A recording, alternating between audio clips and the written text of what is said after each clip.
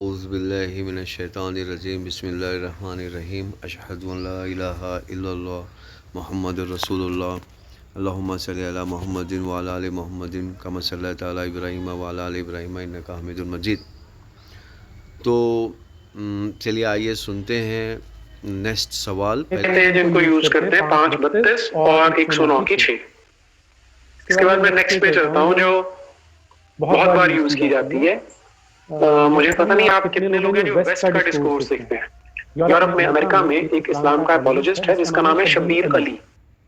वो जिस आयत को यूज करता है वो है चैप्टर नंबर 2 की आयत नंबर 256।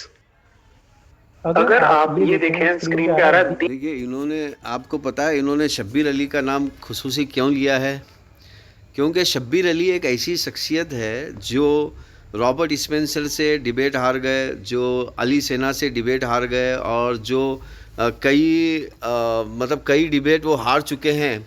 तो अब यहाँ पर ये नीरज अत्री जी चालाकी इस्तेमाल कर रहे हैं कि कोई अगर ऑनलाइन देखे शब्बीर अली को, कि वो पता चले कि भाई शब्बीर अली तो डिबेट हार चुके हैं। शब्बीर अली तो डिबेट हार चुके हैं, यानी कि नीरज अत्री जी जो भी कह रहे हैं वो सही कह रहे हैं। और अच्छा, हमारा नाम इन्होंने क्यों नहीं लिया, जबकि हमने अली सेना को हराया, फिर रॉबर्ट स्पेंसर को हराया, फिर जो है हो सकता है इनके मैनेजर या गुरु एक्स मुस्लिम इमाम महबूब अली को हमने हराया, जिनको हम महेंद्र पाल आर्या के नाम से जानते हैं। और खुद नीरज अत्री जी वो हमसे जो है वो डरते हैं और 2 साल से जो है वो हमसे बात नहीं करते हैं।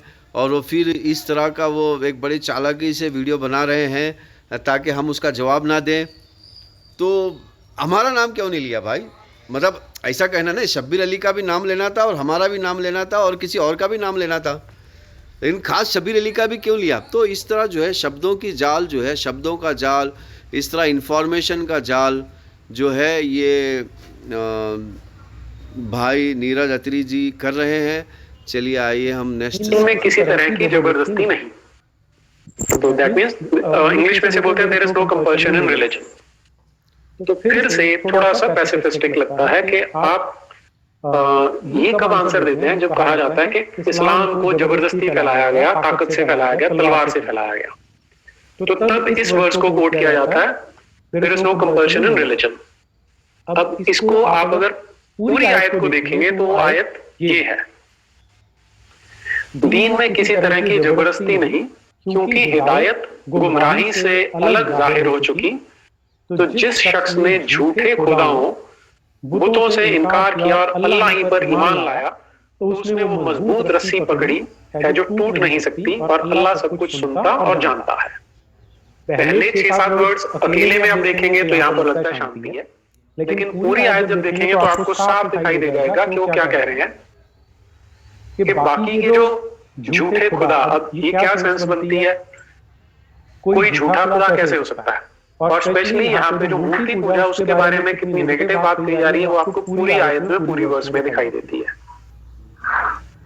कि झूठे बुतों से इनकार किया। और रोक के आपको ये बताने की कोशिश कर रहा हूँ कि ये कह रहे हैं कि मूर्ति पूजा, पहले तो मुझे ये बताइए भाई नीरज अत्री जी, मूर्ति पूजा तो हराम है सनातन धर्म में, मूर्ति पूजा तो हराम है हिंदुइज्म में, मूर्ति पूजा तो हराम है वेदा में, मूर्ति पूजा तो हराम है गीता में, मूर्ति पूजा तो हराम है पुराणास में, मूर्ति पूजा तो हराम है उपनिषद में। ये तो जो मूर्ति पूजा करते हैं ये सब नॉन हिंदू हैं, ये हिंदू है ही नहीं, ना ये सनातनी है, ना ये पुरानी है, ना ये वैदिक है, ना ये राम को मानने वाले हैं। ये तो सारे के सारे शैतान हैं। मतलब सारे के सारे, मतलब ऐसा नहीं कि शैतान लफ्ज़ मैं ज़्यादा ही इस्तेमाल कर रहा हूँ, गलत है, ये लफ्ज़ नहीं इस्तेमाल करना चाहिए, लेकिन ये सारे के सारे अपने मर्ज़ी पे चलते हैं। अगर कोई आदमी अपने मर्ज़ी पे चलता है, मर्ज़ी पे चल के धर्म का नाम लेता है, तो उस आदमी की गलती है, वो धर्म की गलती थोड़ी है। तो इसी तरह देखिए यहाँ पर भी जो है ये जो नीरज अत्री जी जो है, ये यहाँ पर जो हिंदू धर्म है, ये हिंदू धर्म की दिफा में हमसे बात नहीं कर रहे हैं। ये अपनी ज़ाती जो सोच है इनकी ज़ाती सोच को दिफा करने के लिए ये हमसे बात कर रहे हैं। मूर्ति पूजा तो वेदा में हराम है, गीता में हराम है, पुराणास में हराम है। मूर्ति पूजा तो किसी ने की नहीं, सारे महापुरुष जो गुजरे हैं किसी ने मूर्ति पूजा नहीं की।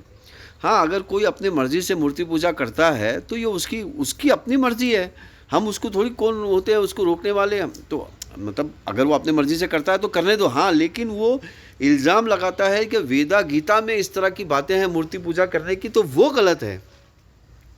तो इसी तरह भी आपने खुलेआम देखा कि नीरज अत्री जी जो है यहाँ पर धर्म की बात बिल्कुल नहीं कर रहे हैं, यहाँ पर जो है वो डायरेक्ट क्या कहते हैं, वो धर्म की बात बिल्कुल नहीं कर रहे हैं। वो जो है वो नीरज अत्री जी तो है यहाँ पर धर्म की बात बिल्कुल नहीं कर रहे हैं, वो अपने मर्जी की बात कर रहे हैं, यानी कि वो अपनी मर्जी जानबूझकर थोपना चाहते हैं। तो जो नार्सिसिस्ट लफ्ज़ इस्तेमाल होता है वो यहाँ होता है। तो हम ये पूछते हैं कि नीरज जी तो बार बार जो है सबूत देते हैं, बार बार कुरान का सबूत देते हैं, हदीस का सबूत देते हैं, तो इसी तरह भी नीरज जी को चाहिए कि मूर्ति पूजा का सबूत इकट्ठा करें और दिखाएं। वो पिछला जो दो साल पहले का जो डिबेटिंग वीडियो था उसमें भी हमने यही कहा था कि मूर्ति पूजा का जब सबूत लाइए, तो मूर्ति पूजा का सबूत तो आज तक किसी ने दिया ही नहीं है। मूर्ति पूजा का सबूत बस एक ख्याली पुलाव बातें की है मूर्ति पूजा के दिफा में, मूर्ति पूजा के डिफेंस में। तो बस वही यहाँ पर भी नीरज जी वही काम कर रहे हैं। चलिए आइए आगे बढ़ते हैं। और इसमें भी फिर ये तो हो गया, हमने आयत को पूरा कर दिया तो वहीं से क्लियर हो जाता है कि यहाँ पर फिर से वो हेराफेरी कर रहे हैं। अब इसका अगर आप कमेंट्री या कॉन्टेक्स्ट देखेंगे तो और भी ज्यादा शर्मिंदा करने वाला है। ये मैं आपके साथ शेयर कर रहा हूं इब्न कथीर का page number 860। It was reported that the Ansar were the reason behind revealing this ayah, although its indication is general in meaning. अब अंसार जो शब्द है इसे भी आप समझ लीजिए।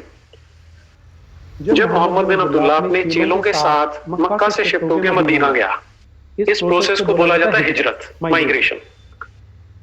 और जो हिजरत करके गए उन्हें कहा जाता है मुहाजिर। और जो मदीना में लोग रह रहे थे जिन्होंने इनको सपोर्ट किया उन्हें कहा जाता है अंसार। तो अब कहानी क्या हुई कि जब ये मदीना में जाके सेटल हो जाते हैं लोग, तो वहां पर क्योंकि इनकी संख्या बढ़ गई तो अब मोहम्मद बिन अब्दुल्लाह के पास बहुत सारे चेले हो गए थे जो इसके लिए मरने मारने को तैयार थे। तो वहां यहूदियों के 3 कबीले थे जिनको इन्होंने एक एक करके निकाला वहां से। अब ये रेफरेंस आता है, वहां एक कबीला था बनु नदीर नाम का या बनु नजीर नाम का। उनको इन्होंने बोला कि यहाँ से निकल जाओ नहीं तो तुम्हें मार देंगे। तो वहां पर जो सिस्टम था वो क्या था, वो यहाँ पर इब्न कसीर एक्सप्लेन कर रहा है कि मदीना में एक रिवायत थी मन्नत मांगने की कि अगर किसी महिला के बच्चा नहीं हो रहा तो वो महिला क्या करती थी कि ऐसी मन्नत मांग लेती थी कि अगर मेरे संतान पैदा हो जाएगी तो मैं उसे यहूदी बना दूंगी। और फिर वो यहूदियों में वो बच्चा पला करता था। अब जब इन्होंने बोला उन्हें कि भाई पूरे के पूरे कबीले को कि तुम्हें निकाला जा रहा है, तो जिन माओं के जो अंसार माएँ थी, अंसारी जिन्हें कहते हैं, अंसारी जो माताएं थी, उन्होंने बोला हमारे बच्चे वहां पर हैं। तो वो देखिए, when Banu Nadir, the Jewish tribe, were evacuated from Medina, some of the children of the Ansar were being raised among them, and the Ansar said, "We will not abandon our children." तो उन्होंने बोला कि हमारे बच्चे हम उनको तो नहीं छोड़ेंगे अगर यहूदी जा भी रहे हैं तो। तब जो ये अल्लाह मियां है वो एक नई आयत भेज देते हैं मोहम्मद बिन अब्दुल्लाह के पास। वो ये आयत है कि there is no compulsion in religion, जिसे कोट किया जाता है पार्शियली। और फिर इसी को आगे देखिए, आगे वो इसको एक्सप्लेन कर रहे हैं, whoever shuns the rivals of Allah, the idols and those that shaitan calls to be worshipped besides Allah। तो यहाँ क्या बता रहे हैं वो यहाँ पर दूसरे रिलीजन के साथ एग्जिस्ट करने की बात ही नहीं कर रहे, बाकी सारे अल्लाह के राइवल हैं या कॉम्पिटिटर हैं। ये ऐसा पॉइंट है जो हमारे देश के लोगों को इजीली समझ में नहीं आता। मुझे भी नहीं शुरू में समझ में आता था। वो एक बार किसी ने कहा कि आप जैसे अल्लाह कह रहे हो, आप समझते भी हो कि अल्लाह कौन है? तो मैं क्योंकि वो ये सुनते सुनते पैदा हुआ था कि ईश्वर अल्लाह तेरो नाम सबको सन्मति दे भगवान, तो मैंने कहा भाई नाम ही अलग है, उसमें क्या फर्क पड़ता है, एट्रीब्यूट्स तो सेम है। लेकिन वास्तविकता ये है कि ये जो कुरान में जिस अल्लाह का रेफरेंस है, उसके एट्रीब्यूट्स भगवान से या ईश्वर से कतई मैच नहीं करते हैं। और यहाँ पर जो हमारे समाज में एकता की बात करते हैं कि गॉड इज वन या ईश्वर एक है, जिसके अलग अलग नाम है, वो हम बोलते हैं कि एक ही ईश्वर है जो अलग अलग रूपों में प्रकट हो रहा है। लेकिन ये जो कुरान का गॉड है जिसका नाम अल्लाह है, वो न्यूमेरिकल यूनिटी है कि ये अकेला अल्लाह ही है, बाकी के जो तुम बोल रहे हो उसके कॉम्पिटिटर्स हैं वो। ये बहुत इंपॉर्टेंट चीज है, क्लियर होना। पता नहीं मैं कितना आपसे ये चीज कह पा रहा हूँ, लेकिन प्लीज इस पे ज्यादा फोकस रखिए। अब देखिए ये किस तरह चालाकी कर रहे हैं कि किसी दूसरी बात को यहाँ पर घुसा रहे हैं। यहाँ पर आयत का एक्सप्लेनेशन देते देते जो है वो ये बताने की कोशिश कर रहे हैं कि जो ज़बान का जो प्रोनाउंसिएशन है, ईश्वर, अल्लाह, ये अलग अलग है। देखिए ईश्वर के जो मीनिंग है संस्कृत, मतलब संस्कृत का जो लफ्ज़ है ईश्वर, ईश्वर डायरेक्ट ईश्वर का नाम नहीं है। जैसे कि डायरेक्ट जो नाम वो खूबी है ईश्वर की जिसको रहमान कहते हैं, इसी तरह जो है दूसरी खूबियाँ हैं, इसी तरह जो है दूसरी खूबियाँ हैं। फिर इसी तरह जो है और भी खूबियाँ हैं इसी तरह। जैसे कि ओम है, ओम जो है सलामती के लिए इस्तेमाल होता है, ईश्वर रहमान के लिए इस्तेमाल होता है। और इसी तरह अलग अलग नाम की खूबियाँ हैं। विष्णु जो है क्या कहते हैं, बदाई के लिए इस्तेमाल होता है। तो अलग अलग हैं। अब बहरहाल यहाँ पर जो है ये इनका एक बड़ा चैलेंजिंग अपना एक कॉन्सेप्ट है। तो हम चाहते हैं कि इस चैलेंजिंग कॉन्सेप्ट को ये ज़्यादातर समझाए अच्छी तरह कि ये खाली वर्ड अलग अलग हैं या ये क्या हैं। अब यहाँ पर ये मिक्सअप करना चाहते हैं। चलिए अब नेक्स्ट मतलब आगे बढ़ते हैं। तो anyway, whoever shuns the rivals of Allah, the idols, और जो मूर्तियां हैं वो अल्लाह की कॉम्पिटिटर हैं, वो अल्लाह की राइवल हैं। And those that the शैतान calls to be worshipped, कि जो उनकी पूजा करते हैं वो शैतान है। ये है उस आयत का एक्चुअल मीनिंग जिसे बोला जा रहा है there is no compulsion in religion। देखिए अब ये जो एक्सप्लेनेशन बयान कर रहे हैं, इस एक्सप्लेनेशन से क्या मालूम होता है। देखिए मूर्तियों की पूजा नहीं करना है बोल के भगवत गीता भी कहता है, वेदास भी कहते हैं, पुराणास भी कहते हैं और जो है उपनिषद भी कहते हैं। तो यहाँ पर अगर कुरान ये बात कह रहा है तो यहाँ पर कुरान पुराणास की टीचिंग दे रहा है, वेदास की टीचिंग दे रहा है कुरान। यहाँ पर कुरान जो है गीता की टीचिंग दे रहा है, यहाँ पर कुरान जो है राम की टीचिंग दे रहा है, यहाँ पर कुरान कृष्णा की टीचिंग दे रहा है, यहाँ पर कुरान जो है अर्जुन की टीचिंग दे रहा है, यहाँ पर कुरान जो है बाप शंकर जी की टीचिंग दे रहा है। और यहाँ पर अरबी का जो सीगा है, आप साफ साफ इस आयत में देखेंगे अरबी के सीगे को कि यहाँ पर क्या है कि फमन यकफर बित तागोती, जो लफ्ज़ तागोत है, लफ्ज़ तागोत खास करके मटेरियलिस्ट लफ्ज़ के लिए इस्तेमाल होता है।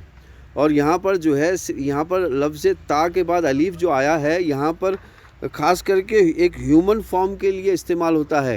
यानी कि जो इंसान मटेरियलिस्टिक हो चुका है, मटेरियलिस्टिक कॉन्सेप्ट में बह चुका है। और ये मटेरियलिस्टिक कॉन्सेप्ट जो है ना ऑलरेडी गीता में एकदम साफ़ सुथरे अल्फाज से समझाया गया है, जिसका रेफरेंस है 7:11, 12, 13, 14, 15, 16, 17, 18, 19, 20, 23, 24 तक। सुभान अल्लाह, सुभान अल्लाह, सुभान अल्लाह। देखिए यहाँ पर कुरान जो है गीता की तालीम दे रहा है, कुरान जो है वेदा की तालीम दे रहा है, कुरान जो है उपनिषद के पुराण की तालीम दे रहा है। यहाँ पर लफ्ज़ देखिए फमन यकफुर बितागोती, यानी कि जो इंसान मटेरियलिस्टिक बन चुका है और अपनी मटेरियलिस्टिक की ख्वाहिश को पूरा करने के लिए मज़हब के नाम पर रूल्स रेगुलेशन बनाता है लोगों को लूटने के लिए, तो ये लोग उस ला इकराह फिद्दीन के इसमें नहीं आते हैं। तो यहाँ पर जो कितना साफ साफ है, सुभान अल्लाह, सुभान अल्लाह। तो नीरज अत्री जी आप भी मटेरियलिस्टिक कॉन्सेप्ट में बह चुके हो, क्योंकि अगर आप देखिए आप कहते हो ये मेरा भाई है, अगर मेरा भाई है तो आप बगैर सूद के पैसे दीजिए ना, तो आप भाई के साथ क्यों बिजनेस कर रहे हैं? मतलब भाई के साथ जो है सूद वाला बिजनेस क्यों कर रहे हैं? भाई के साथ किसी और के साथ आप क्यों बिजनेस कर रहे हैं सूद का? आप सूद हम मतलब जो आप हेट करते हैं मुसलमानों को, आप मुसलमानों उसके साथ सूद का बिजनेस कीजिए। अब जैसे कि यहूदी थे, वो यहूदी क्या करते थे, किसी अपने यहूदियों को पैसा देने के लिए सूद इस्तेमाल नहीं करते थे, मतलब उस वक्त के, आज के नहीं। आज के यहूदी सबको सूद से ही देते हैं। तो वो तो मजहबी कहाँ हुए, वो तो मजहबी ही नहीं हुए, वो तो डायरेक्ट शैतानी हुए। वो तो तागोत के प्रैक्टिस कर रहे हैं। तागोत का जो मुनाफिक का एक सीगा है, तागोत मुनाफिक की एक किस्म है तागोत, यानी कि मटेरियलिस्टिक प्रैक्टिस करना। तो यहाँ पे इतना साफ साफ लिखा हुआ है, फिर भी आप चलिए ठीक है आगे। यहाँ पर उसको बड़े डिटेल में एक्सप्लेन किया इन्होंने, जो तफसीर है कि जो अल्लाह है वो बिल्कुल अलग है, और जो बाकी मूर्ति पूजा कर रहे हैं वो कॉम्पिटिटर्स हैं और उनको शैतान ही काम करवा रहा है। अच्छा देखिए, मूर्ति पूजा कर रहे हैं, कॉम्पिटिटर है, तो भाई मूर्ति पूजा क्या किसी मजहबी किताब में लिखा हुआ है? पहले आप मेरे प्यारे भाई नीरज अत्री जी, पहले आप असल में नॉन हिंदू हैं। आप नॉन हिंदू का कॉन्सेप्ट हिंदुइज़म में घुसाना चाहते हैं, और हम असल हिंदू हैं। अगर आप नॉन हिंदू हैं या आप अगर ये जो बात कह रहे हैं मूर्ति पूजा की, आप सबूत लाइए ना मूर्ति पूजा का। आप सबूत क्यों नहीं लाते? मैं एक सबूत नहीं मांग रहा हूँ। सारे जो मूर्ति पूजा करते हैं लोग, तकरीबन उसके अंदर 90% लोगों को पता है कि मूर्ति पूजा गलत है। वो भी आपके सबूत का इंतज़ार कर रहे हैं, तो आप उनको पक्का बनाइए ना, आप सबूत लाकर। बल्कि हमारे पास सबूत है कि वेदा के अंदर मूर्ति पूजा नहीं करनी है, गीता के अंदर सबूत है मूर्ति पूजा नहीं करनी है, पुराणास के अंदर सबूत है मूर्ति पूजा नहीं करनी है, उपनिषद के अंदर मौजूद है मूर्ति पूजा नहीं करनी है, हाँ वेदास के अंदर मौजूद है मूर्ति पूजा नहीं करनी है। चलिए आगे बढ़ते हैं। और इसकी अगली आयत अगर देखते हैं तो उससे आपको और ज़्यादा क्लैरिटी आ जाती है। अल्लाह उन लोगों को सरपरस्त है, अल्लाह उन लोगों का सरपरस्त है जो ईमान ला चुके हैं। ईमान यानी इस्लाम होता है, ऑनेस्टी नहीं होता, कि उन्हें गुमराही की तारीकियों से निकाल कर हिदायत की रोशनी में लाता है। और जिन लोगों ने कुफ्र इख्तियार किया उनके सरपरस्त शैतान है कि उनको ईमान की रोशनी से निकाल कर कुफ्र की तारीकियों में डाल देते हैं। यही लोग तो जहन्नुमी हैं और यही उसमें हमेशा रहेंगे। देखिए यहाँ पर जो लफ्ज़ है, यहाँ पर जो लफ्ज़ है, अरबी का जो लफ्ज़ है, जुलुमात का इस्तेमाल किया गया है, जालिम, और यहाँ पर तागुत का लफ्ज़ इस्तेमाल किया गया है, अल्लाहु वलीयुन अल्लज़ीना आमनू। यानी कि देखिए यहाँ पर, और यहाँ पर फिर यहाँ पर कंफ्यूज कर रहे हैं नीरज अत्री जी, ये कह कर के, जो ये कहे कि ईमान का मतलब ईमानदारी नहीं होता है। यहाँ पर अल्लाह कह रहे हैं कि अल्लाह जो है उन लोगों के साथ है जो ईमानदारी करते हैं। ईमानदारी किस में करते हैं? जुलुमात मिन नूर। जुलुमात क्या है? यही लोगों को बेवकूफ़ बनाना जुल्म है। लोगों को मज़हब के नाम पे बेवकूफ़ बनाना ये जुल्म है। पिछली आयत में देखा कि आपने जो है, अल्लाह ने यहाँ पर दीन का इस्तेमाल किया गया है, तो दीन के नाम पे लोगों को बेवकूफ़ बनाना, लोगों को माल लूटना दीन के नाम पे, ये जुल्म है। आज देखेंगे कई मुसलमानों के अंदर भी ऐसे शैतानी ग्रुप है जो लोगों के माल को लूटते हैं दीन के नाम पर। तो दीन के नाम पर लोगों का पैसा इकट्ठा करना, लोगों के माल को लूटना। अच्छा, फिर सूद का कारोबार करना। देखिए सूद का कारोबार करना जो है उपनिषद में भी हराम है, सूद का कारोबार करना पुराणास में भी हराम है, सूद का कारोबार करना गीता में भी हराम है, सूद का कारोबार करना वेदा में भी हराम है, सूद का कारोबार करना सनातन धर्म में हराम है, सूद का कारोबार करना हिंदुइज़्म में भी हराम है। तो फिर आप सूद का कारोबार क्यों करते हैं? आप क्या सारे तकरीबन जितने भी लोग अपने आप को हिंदू कहते हैं वो सारे सूद का कारोबार करते हैं। तो वो हिंदू थोड़ी हुए, वो नॉन हिंदू हुए, वो नॉन हिंदू हैं। आप नॉन हिंदू का सपोर्ट कर रहे हो, और जो हम असल हिंदू हैं आप मतलब हमारा सपोर्ट नहीं कर रहे हो।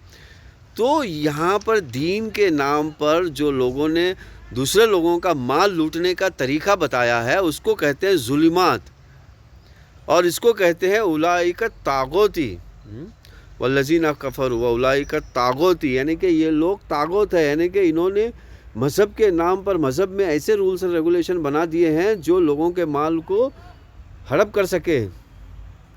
तो अल्लाह ताला चाहता है कि इनसे तुम्हें आज़ादी दिलाए। क्या चाहता है अल्लाह ताला? इनसे तुम्हें आज़ादी दिलाए और तुम्हारे माल को बचाया जाए। और तुम्हारा माल जो है हिफाजत और तुम्हारी फैमिली में खर्चा किया जाए, ये चाहता है अल्लाह ताला। तो ये जो लोग हैं जिन्होंने ये तरकीब बिठाई है कि दूसरों का माल लूटेंगे दीन के नाम पर, तो ये असहाब नार है, ये हमेशा हमेशा नार में जाएंगे। और वो अच्छा, फिर यहाँ पर एक लफ्ज़ बड़ी खूबसूरती से इस्तेमाल किया गया है, क्योंकि बहुत सारे लोग ये कहते हैं अपनी दिफा में कहते हैं कि नहीं, हम तो सज़ा काटेंगे, दोज़ख में रहेंगे और जन्नत में आएंगे। तो अल्लाह ताला ने ऐसे लोगों के लिए ख़ास ये लफ्ज़ का इस्तेमाल किया गया है, हम फिया खालिदून, वो हमेशा हमेशा वहाँ पर रहेंगे। क्या रहेंगे वो? हम फिया खालिदून, वो हमेशा हमेशा वहाँ पर रहेंगे।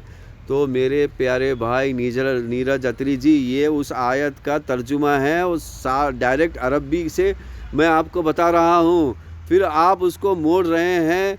अच्छा, पहली बात तो नीरज अत्री जी ये सोचते हैं कि ये जो कुरान है ये मुसलमानों की किताब है। नीरज अत्री जी को पहले ये सबूत देना पड़ेगा कि कुरान जो है क्या खाली मुसलमानों की किताब है? नहीं, कुरान इंसानों की किताब है, इंसान के लिए आई हुई किताब है कुरान। जो इसके ऊपर प्रैक्टिस करता है उसको मुसलमान कहते हैं। तो इसीलिए तो यहाँ पर देखिए, यहाँ पर अल्लाह, अगर ये नीरज अत्री जी के हिसाब से अगर तर्जुमा होता तो यहाँ पर क्या लिखा हुआ होना चाहिए था? अल्लाहु वलीउन मुस्लिमून, ऐसा लफ्ज़ इस्तेमाल होना चाहिए था। अल्लाहु वलीउन मुस्लिम कम्युनिटी, ऐसा होना चाहिए था। लेकिन अल्लाह ताला ने क्या कहा? अल्लज़ीना आमनू, जो ईमानदारी को प्रैक्टिस करते हैं। जनरल वर्ड इस्तेमाल किया इंसानों में। ये जो कुरान है ये इंसानों के लिए किताब है। और फ़िरके वारियत जो है वो तागुत है, यानी कि फ़िरके वारियत जो है वो क्या करते हैं? लोगों को बेवकूफ़ बनाते हैं। देखिए, जिस तरह आज आप देख रहे हैं कि हिंदुओं के नाम से हिंदू भी कितना हिंदुओं को बेवकूफ़ बना रहे हैं। अगर देखिए, अगर आप मुसलमान अगर आपके हिसाब से गलत कौम है, तो जहाँ पर रंडी खाने चलते हैं उस रंडी खानों में क्या होना चाहिए था? मुसलमान लड़की होना चाहिए था, और ओनर हिंदू होना चाहिए था, और ग्राहक हिंदू होना चाहिए था, ताकि हिंदुओं को फैसिलिटेट कर सके। जिस तरह फ़िरौन ने किया था। फ़िरौन ने क्या किया था कि पहले तो उसने क्या किया? फ़िरौन ने कि यहूदियों के आदमियों को ही मार दिया बचपन से, मतलब पैदा होते ही उनको मार देना, और खाली औरतों को ज़िंदा रखना, और फिर वो औरतें जो है वो सेक्स के लिए इस्तेमाल होगी। लेकिन अच्छा, फिर अपनी उसकी जो कौम थी उसकी कौम में उन्होंने ये सेक्स के रिवाज, सेक्स के बिज़नेस को हराम किया था। सिर्फ अगर कोई सेक्स करना है, एक्स्ट्रा मैरिटल सेक्स करना है, तो वो यहूदियों के लड़कियों से करे, अपने लड़कियों से ना करे।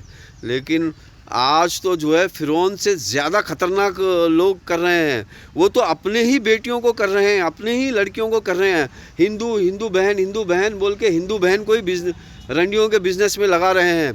पूरा हिंदुस्तान जानता है कि पूरे हिंदुस्तान में कितने रंडी खाने हैं।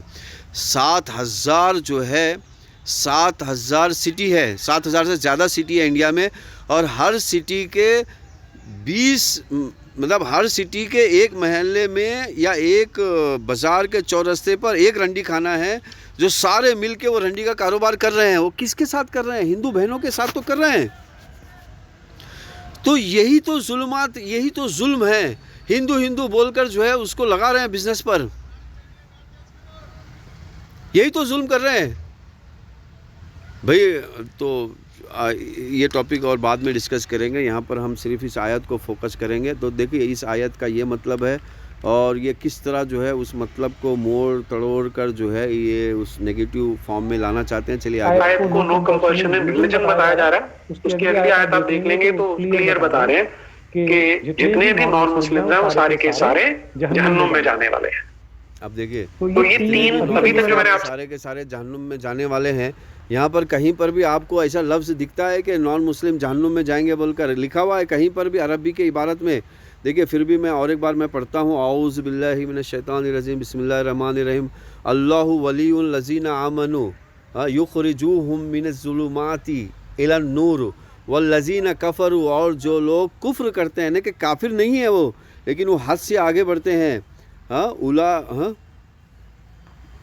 औलियाहुम तागोती, यहाँ पर औलियाहुम, और वो एक दूसरे की मदद करते हैं ग्रुप में जमात बनाकर तागत करने की, यानी कि दीन में ऐसे रूल्स एंड रेगुलेशन निकाल के लोगों के माल को हड़प करने की। तो युखरिजूनहुम मिनन नूर इलत ज़ुलुमाती, और वो लोग क्या करते हैं जो ऑलरेडी नूर में है, जो ऑलरेडी इंसानियत पे जुल्म नहीं करता, उसको पकड़ के ला के अपनी जमात में जुड़ाते हैं उसको। तो ऐसे लोगों के ऊपर उलाइका अस्हाबुन नार, ये लोग जो है दोज़ख के लोग हैं और ये हमेशा हमेशा वहाँ पर रहेंगे। तो देखिए अब यहाँ पर एक तो कहीं पर तो वर्ड मिलता है यहाँ पर नॉन मुस्लिम का, यहाँ पर कैरेक्टर बेस का वर्ड मिलता है। अगर वो चाहे मुसलमान भी हो और वो जुल्म कर रहा हो तो वो दोज़ख में रहेगा हमेशा हमेशा के लिए, और वो तागूत के रास्ते पे निकला हो वो तो हमेशा हमेशा दोज़ख में रहेगा। तो यहाँ पर जो लफ्ज़ आता है जनरल फॉर्म है, जनरल कैरेक्टर के ऊपर बोला गया है। एक ईमानदारी से आदमी कैरेक्टर पे चलता है, ईमानदारी इख्तियार करता है और लोगों पे जुल्म नहीं करता और मज़हब को बिगाड़ता नहीं है, मज़हब के नाम पर लोगों का माल नहीं लूटता है, नहीं लूटता है, तो वो नूर की तरफ है। तो चलिए आगे बढ़ते हैं। 3 आयतें शेयर की सबसे ज्यादा यूज की जाती हैं एक गलत पिक्चर प्रेजेंट करने के लिए। ये जो नेक्स्ट आयत में शेयर करो ये उतनी वाइडली यूज नहीं की जाती, लेकिन यूज इसे भी किया जाता है। आप एक बार इसको पढ़ के देखें और नेक्स्ट आयत का जवाब जो है नेक्स्ट आयत में देते हैं। तो अगर कोई डाउट है, कोई भी कुछ भी है लाइए हमारे पास, हम इसी काम के लिए हैं, 30 साल से बैठे हैं। बस चलिए आइए सब मिल के जो है हम ईश्वर से दुआ करते हैं कि सारे पैगंबरों का ताल्लुक़ ईश्वर से हो और हमारा भी ताल्लुक़ ईश्वर से हो, मतलब हमारा भी ताल्लुक़ इस पैगंबरों से हो। संस्कृत पैगंबर, संस्कृत में जो पैगंबर हैं, हिब्रू में जो पैगंबर हैं और जो अरबी में पैगंबर हैं। चलिए आइए रोक देते हैं